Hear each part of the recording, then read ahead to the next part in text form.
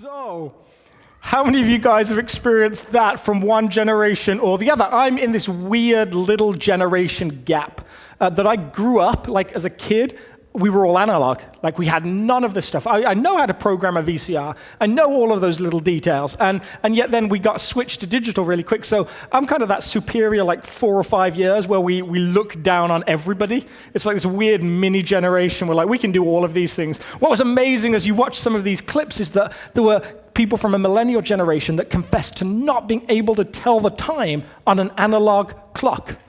On an analog clock with the hands and everything, you know you guys with the hands? They were like, no, can't do that. That is something out of my experience now. And then it was fun to see them throw at some of the baby boomer generation, some of the newest products, and just to see what they did with those things. There's this kind of sense of like, oh no, that's out of my experience. I don't get that. And it's fun to watch. It's good, clean TV. And who doesn't love Ellen? She's so enjoyable and so, just full of joy. And so we watched that.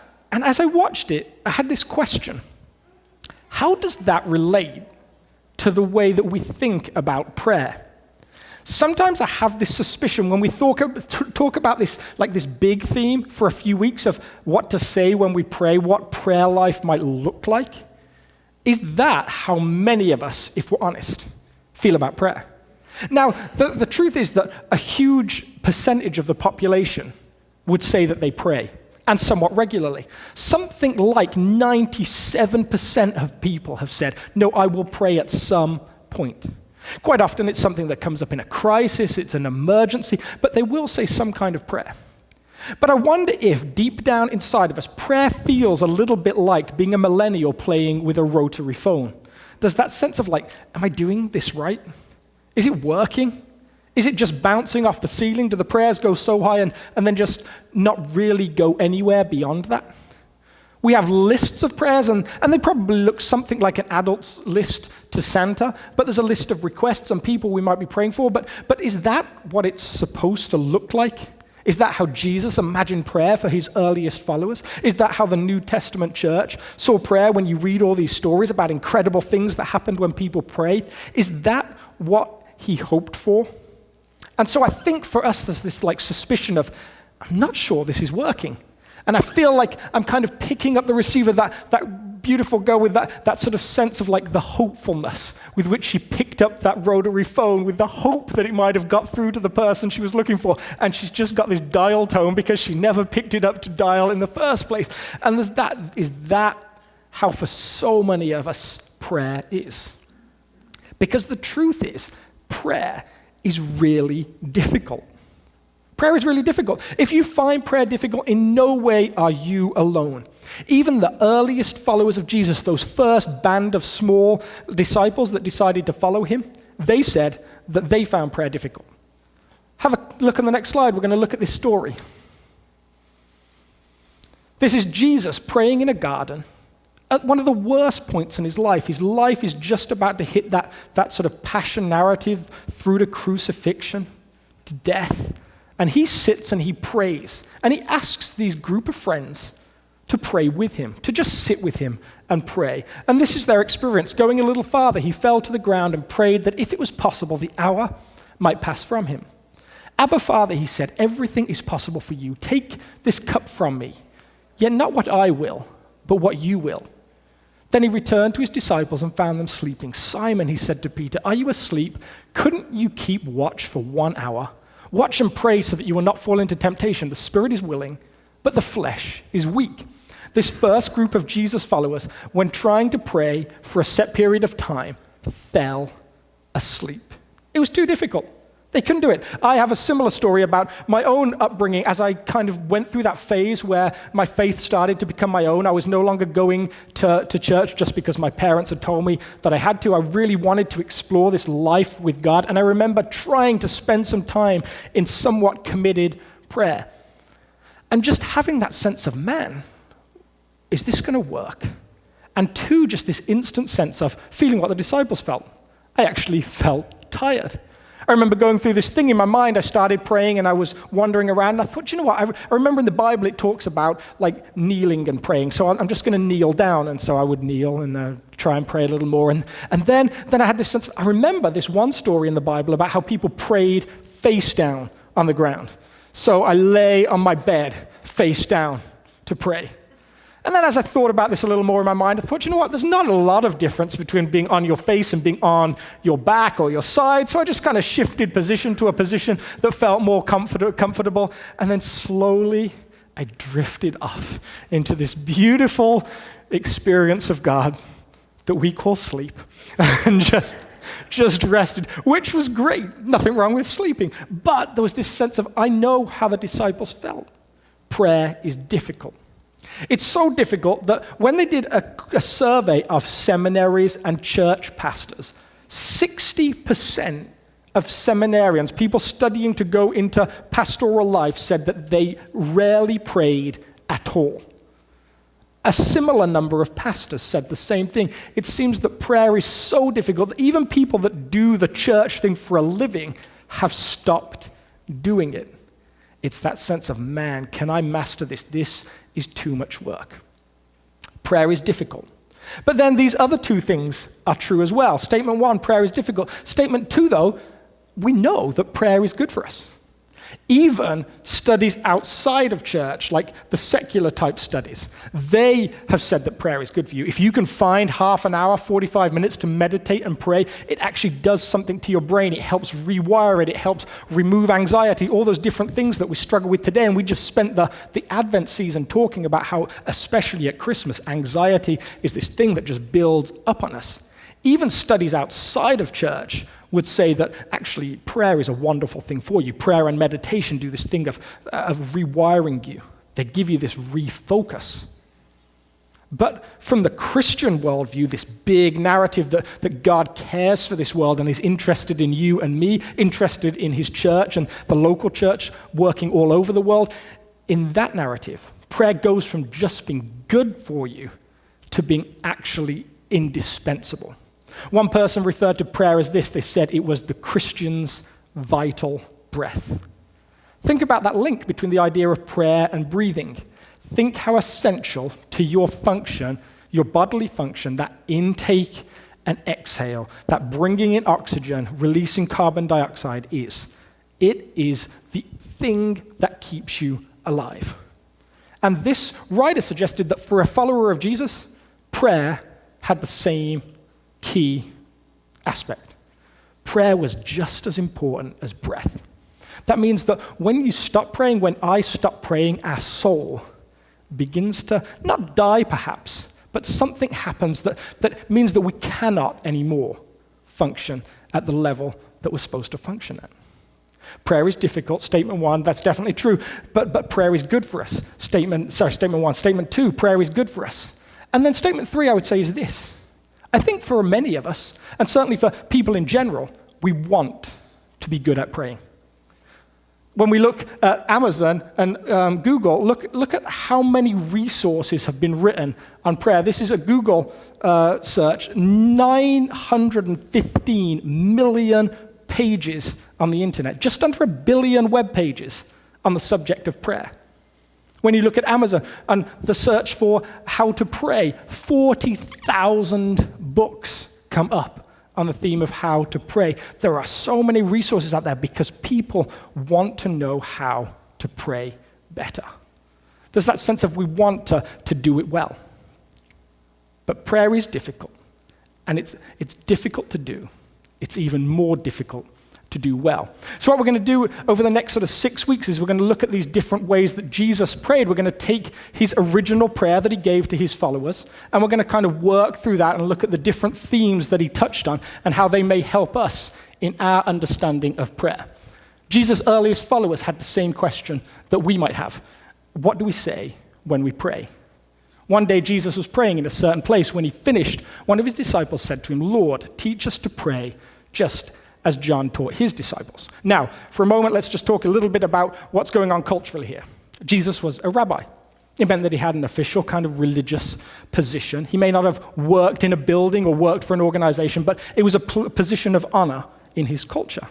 He means he would have worn a special robe. It had tassels on it. People would have known instantly this was a person who's learned about the scriptures, who knows God in a way that maybe the ordinary person doesn't. And so when these guys have started following him, they've followed him with certain expectations. Now, he's picked them up from the weirdest places. He hasn't found them from the usual places that rabbis would find followers. Usually what would happen is you'd start going to school at around 11 or so. Around 12, they would take the worst students and say, okay, guys, education is not for you. Time to learn a trade. So they would send you back to your father and you would go and apprentice with him or a family relation, and you'd start to do that kind of thing. And the smarter students would continue to be educated. And then there'd be another cutoff around sort of 16 or so. They'd say, no, not for you. And then the best students would get to keep going until they were 30. At which point they'd become apprenticed to a rabbi, and that rabbi would then teach them everything about the way he did faith. That's what these guys are expecting from Jesus. Now, Jesus has picked the dropouts. Jesus has picked the guys that have been told at some point, no, go back and learn a trade. That's why he finds them fishing and tax collecting and all those different types of things. These aren't the best. These aren't the smartest. But Jesus has picked them anyway. But they've jumped into it with this same expectation that other followers of rabbis would have. We want you to teach us everything. For some of you that are involved in business, in management, you may have heard of something called the coaching square or the learning square.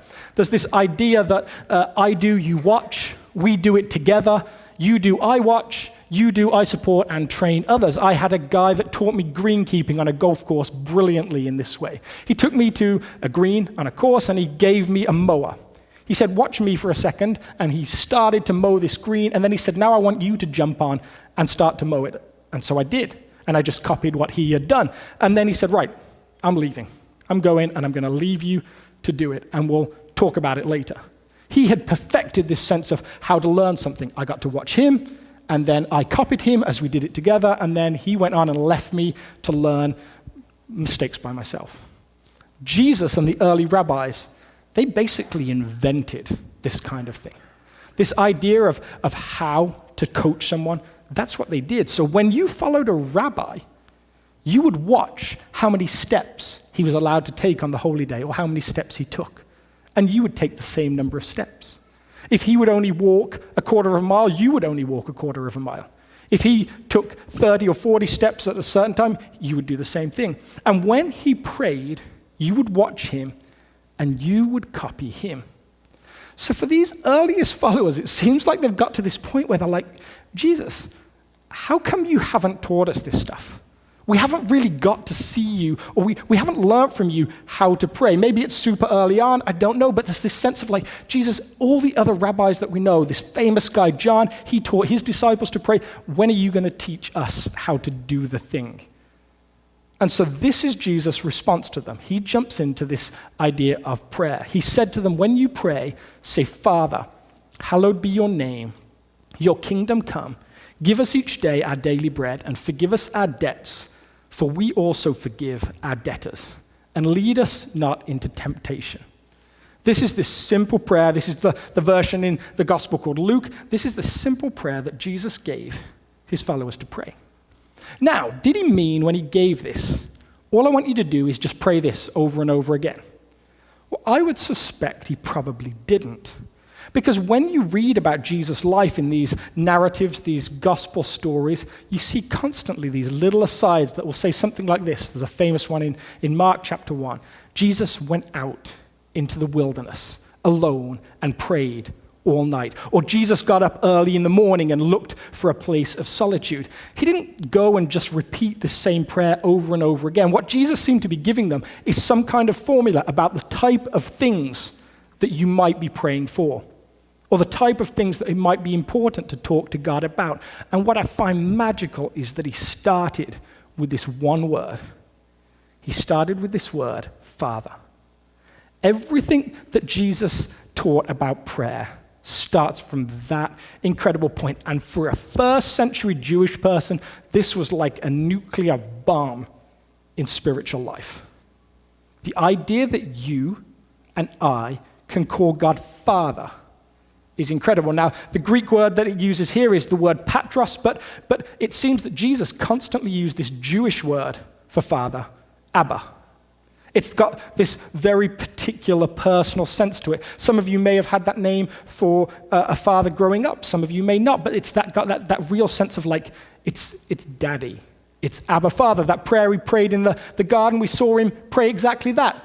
Abba Father, he said, everything is possible for you. It's got this connotation of closeness to it. As I thought about this, it reminded me of a picture that I had taken years ago. It's this one here. This is my daughter Elena, who's now just about to turn 8. This is back when she was 3. And I love this picture. The person that took it had great timing. They caught the leaves just as she'd thrown them up in the air and they were falling all around her. It's just, I love it. And everyone loves this picture when they see it. But I love it for a different reason to most people. I love it because I know where I was standing when this photo was taken. In terms of this photo, I'm stood right about here, just where it cuts off. And as the photographer was taking the picture, she said, I want you to make her smile. Just make her smile. So I was on the side doing a dad dance or something, acting all goofy. And the reason that she's smiling, I know the reason she's smiling is because I'm stood there. The smile is important, but to me, the reason for the smile, it speaks to that relationship. It speaks to that papa, that Abba, that daddy type relationship. That's what is there. And that somewhat is the picture Jesus gives as how to start prayer. It's this prayer to this father who is out of the picture. But there is this closeness too. It's Abba, it's daddy, it's papa. Everything starts from that point. Doesn't start from how the week went.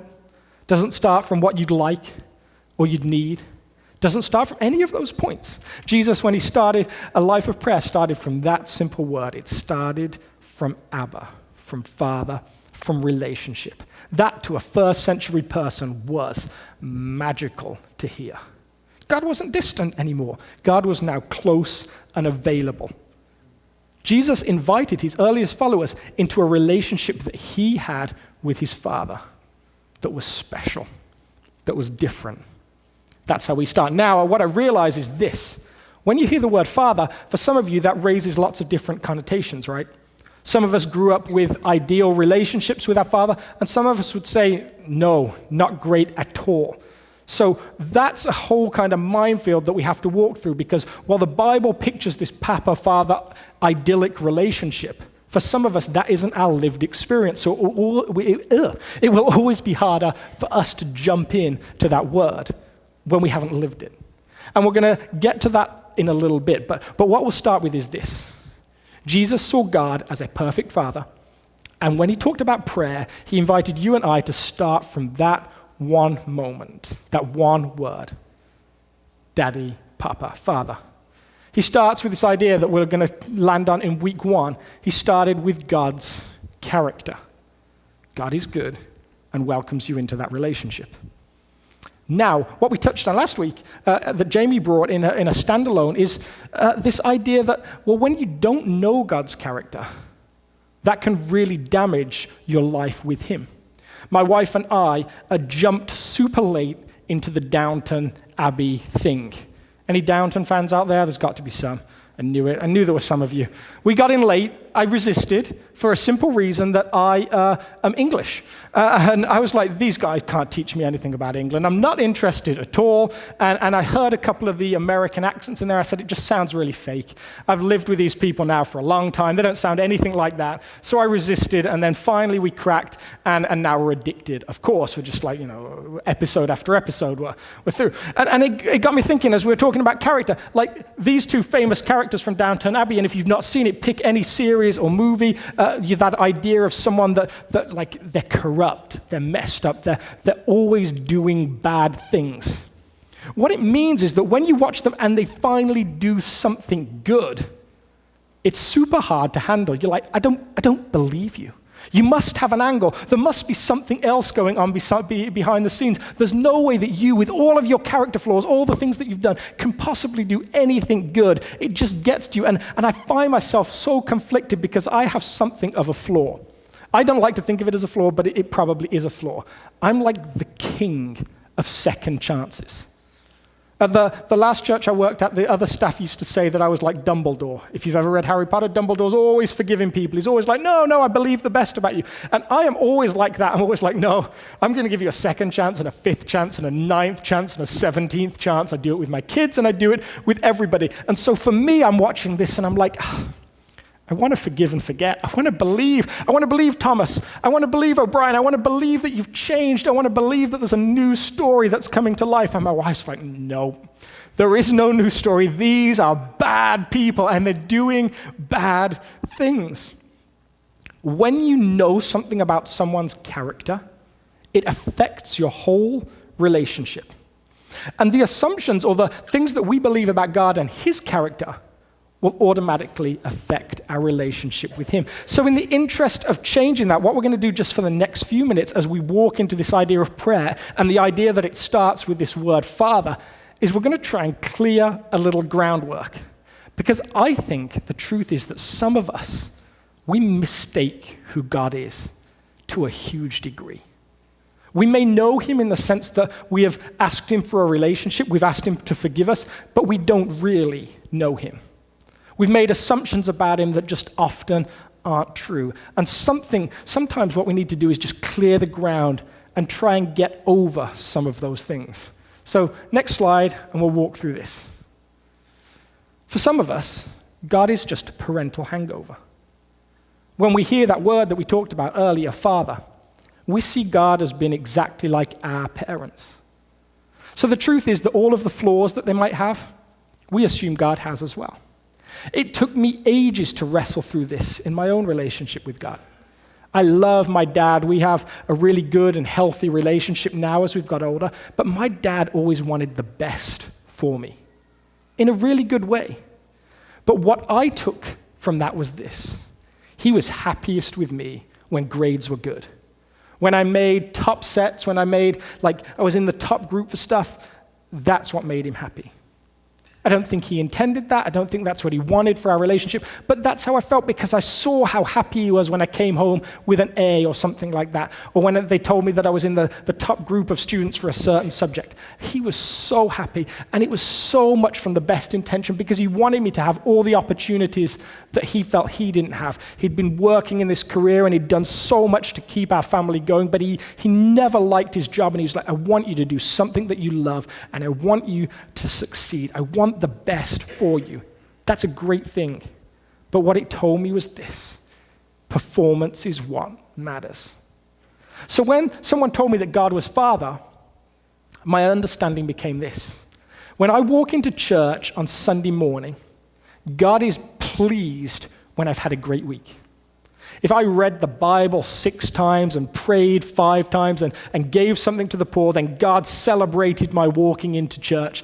And if I hadn't done any of those things, if I'd had some struggles, if I'd let myself down in some way, if I'd done something that I hadn't planned on doing, the God that was in this place, he was kind of a little disappointed to see me.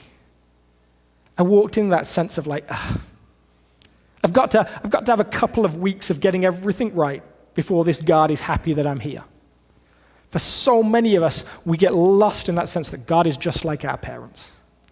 Now, hopefully, you had good relationships with your parents. Maybe you didn't.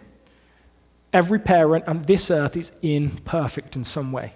And every one of them has some good qualities somewhere. Sometimes what we get lost in is the idea that God is like them. And the truth is, God is not like them. In their great qualities, in their wonderfulness, they mirror something of this incredible God that we get to follow and worship. But in their worst qualities, they are not like him. We have to remind ourselves, God is not our parent. He's something more. Next one. Some of us, God is the old man in the sky. We have a picture. If I ask you to close your eyes for a second and picture what God looks like, I don't think I'd be surprised at how many of your images looked like something like Gandalf the Wizard. There's this idea that we have in our mind that God is an old man with a beard. That puts a certain limitation on him. When we do that, we start to imagine God fumbling around with an iPod trying to get it to work. We imagine God not being quite up to date with certain ideas. It's a flaw that changes the way that we think about God, changes our interaction with him. We see him as this old man in the sky. Kind of nice, someone to have around at Christmas, but not someone that you want to interact with every day of the week. Next one. Another one is that maybe we see God as a moral policeman. God's only interest is ticking boxes and checking that we've kept up to scratch. It's this sense of he knows exactly what he wants from us and exactly what he doesn't want from us. And he's there as a performance manager. It's that experience of taking a driving test. We've been through that experience, right? We've been there as the guy has judged us. Driving tests in Europe are way harder than over here. I think it's because we have all those curvy roads. But I remember that experience of failing my first driving test, and I failed for this ridiculous reason. I didn't drive fast enough. On a windy country road, I drove at 47 miles an hour. And afterwards, the instructor sat with me. He was like, I really needed to see you push 55 there.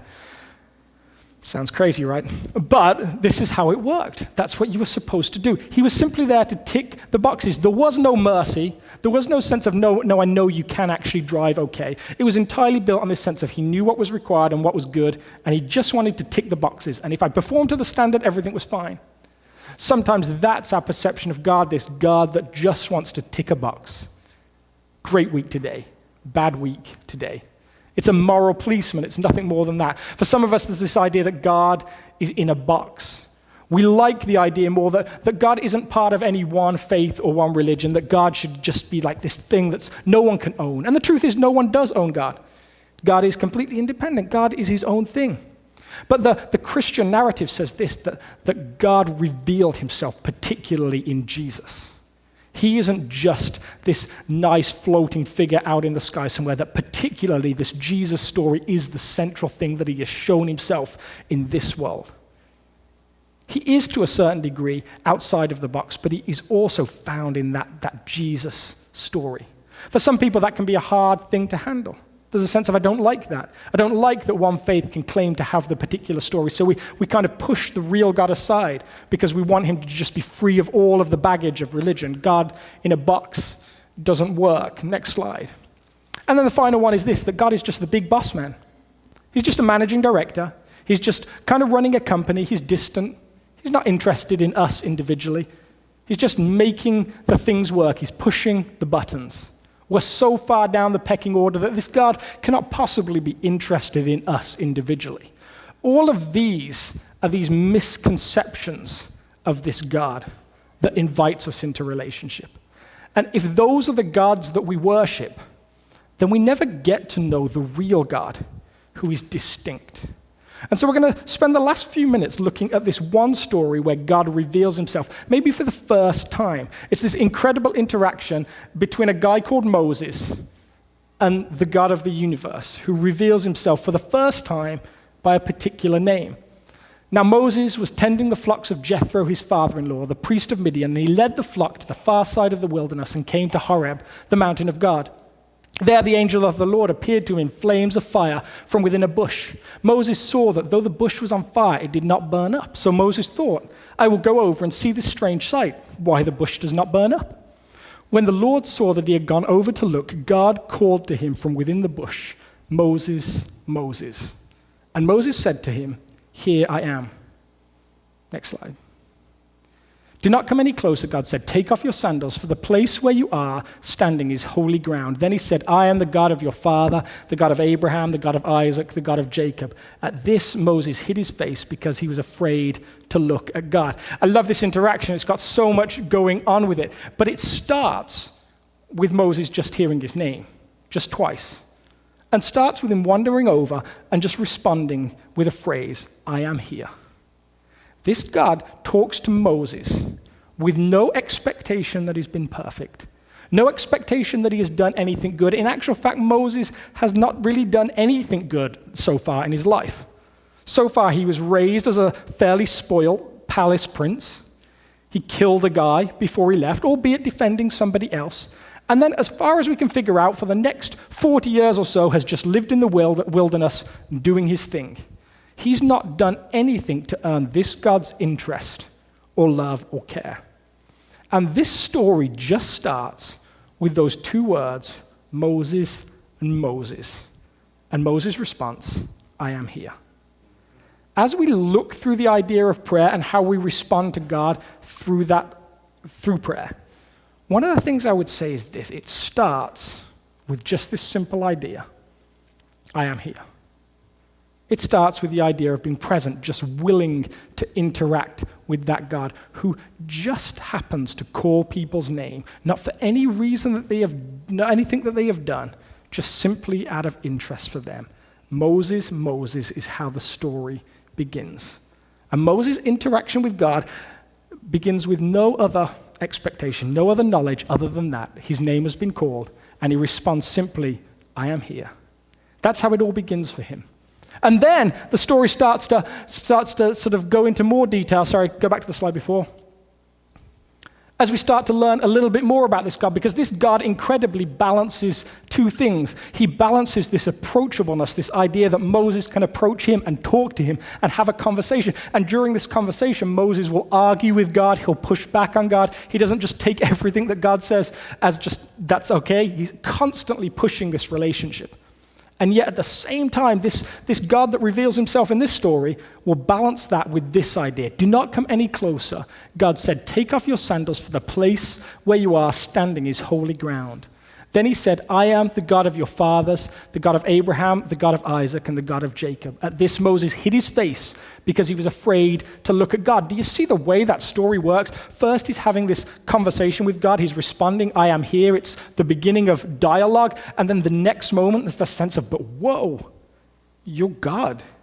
You're above, you're beyond. This is holy ground. And he takes off his sandals and hides his face. This story will constantly fluctuate between these two things: easy conversation and worship that won't allow him to lift his face from the ground. Next slide. Moses said to God, suppose I go to the Israelites and say to them, the God of your fathers has sent me to you, and they ask me, what is his name? Then what shall I tell them? God said to Moses, I am who I am. This is what you are to say to them. I am has sent me to you. God also said to Moses, say to the Israelites, the Lord, the God of your fathers, the God of Abraham, the God of Isaac, and the God of Jacob has sent me to you. This is my name forever, the name you shall call me from generation to generation. And he gives Moses this name that in Hebrew is the word Yahweh. It's a really interesting name or word because it's just two letters. It's actually a breath out and a breath in. A breath in followed by a breath out. It's a Yah, intake, and away. It's this weird little thing that everybody in the world who lives starts their life with a breath in and ends their life with a breath out. Somewhere in that experience of life, every one of us experiences this name for God as well, this intake and this exhale, that this God, he covers everybody's life in some way. And this is the name that this God gives to Moses. This is what you're to call me. I am has sent me to you. It's this weird name because it kind of gives a noun, but it doesn't really give any information, does it? It's both specific and super broad at the same time. It's both personal and completely above being personal. And somehow, this God asks to have it both ways. He asks us to treat him as knowable, to say Father, but to treat him as above our knowledge, beyond anything that we can possibly know. That's the sort of the paradox he asks us to walk into. As we look at what Jesus teaches his followers to pray, he goes on to say this: Father, hallowed be your name. My intimate daddy, Papa, you are beyond anything I can comprehend. It's this weird mix of the two things at the same time. How do you understand this? The only way I could think about it was thinking back through like famous people, and I found these couple of pictures that we're going to throw up here. If you're super young, you may not know who these people are. Hopefully you do. This is JFK and his son, John Jr. Now, something weird happened at this point in history. No children had lived in the White House for as long as anyone could remember. Certainly way, way back before TV cameras were around. Anyway, the presidents that had gone before JFK were all in their 60s and 70s, so their kids, if they had them, were grown up, were older. And then JFK and his wife moved into the White House, and they brought with them children for the first time. So what we got to see, well, those of you who were alive got to see, because I didn't, I've only seen it on repeat through my incredible VCR recorder, and there's this idea of like what it looks like to see the most powerful man in the world interact with somebody who has a different relationship with him. There's this second picture of him sat behind the famous Resolute desk, and he's doing the work of state. He's in the middle of business, and yet there's this child that's playing under the desk with toys. He has access in a way that nobody else has access to the most powerful man in the world. There's this idea of being able to be present. It's the idea that I might allow my kids to wander up on stage right now and interrupt me in the middle of what I'm doing, as important as it is, because they have special privilege. They have an access point that not everybody has. This is the relationship that Jesus invited his earliest followers into. It didn't change who this God was. It didn't change that he was beyond everything. And interestingly, all the ideas that we have about God, the idea of him being all-powerful and all-knowing, those are mostly Greek ideas, and that's maybe another sermon subject, but most of the time, the Bible is far more interested in talking about God's character than what he can do. Most of the time, he's talking about what he likes and doesn't like and those type of things, but it doesn't change who God is. But we're invited into a relationship even though he is who he is. God both steps down to our level and doesn't step down to our level at all. So when Jesus starts with Father, that in the first century world is incredible. But it's incredible not just because he makes God Father, but because he does it without taking away. God is other. God is bigger. This is a God that you can rely on, but a God that loves you as well. Next slide. As we start these few weeks talking about prayer, what I would say is this: prayer starts with presence. It starts with that Moses story of God is present with you, and you get to be present with him. And that's a great thing to start on a week where we get to do this together as a community. We get to come to this table that followers of Jesus have been coming to for a couple of thousand years ago. When Jesus departed this world, when he said, I'm going back to my Father, he said, I want you to keep doing two things. Keep baptizing people and take this table to remember me. There's bread that symbolizes the broken body of Jesus, and there's blood that symbolizes the blood shed for us for our forgiveness. Keep doing that, he said. Keep remembering me. And that's what we do. But what he also said is, as you do this, I'm present with you. As we start talking about prayer, we get to start with presence. And I would love each week of this series to give you one word to think about as you go. The word for prayer that I would give for this week is this. It's just here. Prayer starts with I am here. As you go, as you start trying to pray in new ways, try it out. As you pray, just start with this. God, you are here. I am here. We are here together. That's how Jesus imagined prayer for his earliest followers. It wasn't static, it wasn't stale. It started with that magical sense of God's presence with us.